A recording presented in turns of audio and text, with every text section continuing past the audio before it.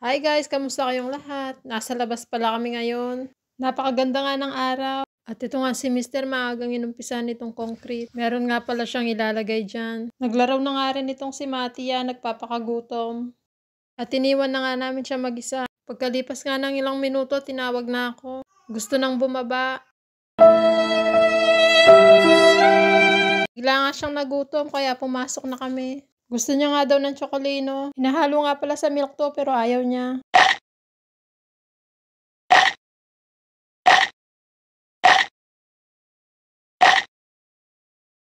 Habang kumakain nga siya, inugasan ko na tong karne. Magba-barbecue pala kami ngayon. Tapos ko nga pinunasan yung karne, gumawa na ako ng seasonings. At imekos-mekos na nga yan. Nilagyan ko na nga rin ng konting mantika itong karne. Bago ko lagyan ng seasonings. Ilalagay na nga natin yung seasonings na ginawa natin kanina. Lalagyan din natin sa kabila. Massage nga natin magkabila. At ilalagay na nga natin sa isang bowl. Naisipan ko nga rin lagyan ng konting sibuyas para pandagdag lasa. At mekos-mekos na nga natin. At itatabi ko na nga. After 1 year, pwede na nating lutuin.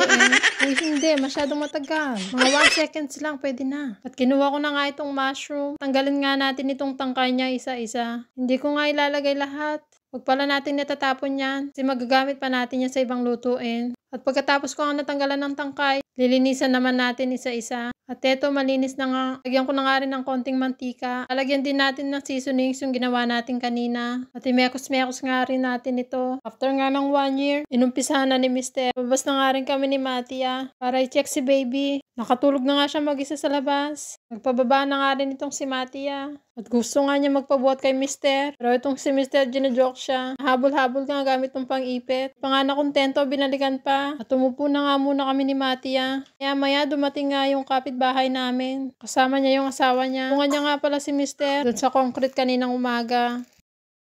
Nagpabuhat nga itong si Matia ulit sa akin. Nagpaikot-ikot nga kami. Binaba ko na nga siya nung napagod ako. Kinuha ko na nga rin itong mga gamit na hindi na kailangan. Pasok ko na nga sa loob. Gigrill nga rin para kami ng bacon. Ako na nga rin nga nagtuloy habang nagkukwentuhan sila. Nung tapos na nga maluto, kumain na rin kami. Hindi ko na nga binidyohan kasi may kasama kami. Alis nga rin pala agad yung misis niya kasi may pupuntahan daw. Tapos nga namin kumain, eto nandito na kami sa kwarto. Laro nga itong si Matia. At itong si Bunso nagpaikot-ikot na.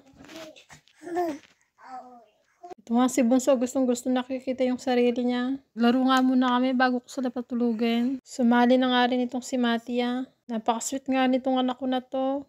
Gusto niya nga kunin itong phone. Hanggang sa susunod. Bye!